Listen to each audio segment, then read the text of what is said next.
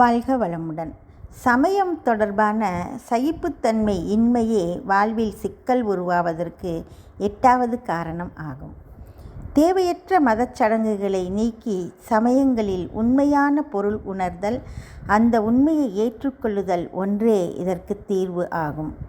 8வது சிக்கல் நம் சிற்றறிவுக்கு எட்டாத சிக்கலாக மாறிய காரணம் எண்ணற்ற சமயங்கள், மதங்கள், போதனைகள் நம்மை குழப்பத்தில் ஆழ்த்துவதே ஆகும்.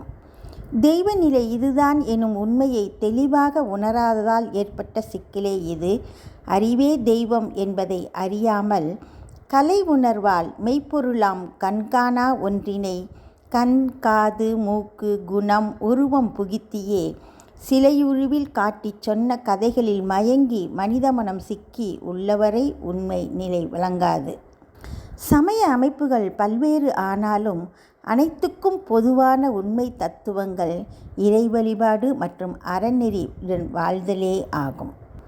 இந்த உண்மையினை உணர்ந்து சமயங்கள் அனைத்தும் வேற்றுமை நீங்கி ஒன்று இணைந்து ஒரே கடவுள், ஒரே அறநெறி என்று உலகப் பொது அருள்நிதி சமயம் ஒன்றை உருவாக்கி ஒத்து உதவி வாழும் தூய காந்த தத்துவமே அருள்நிதி சமய வேதமாக மாறினால் இச்சிக்கல் மறைந்துவிடும். வாழ்க வளமுடன்.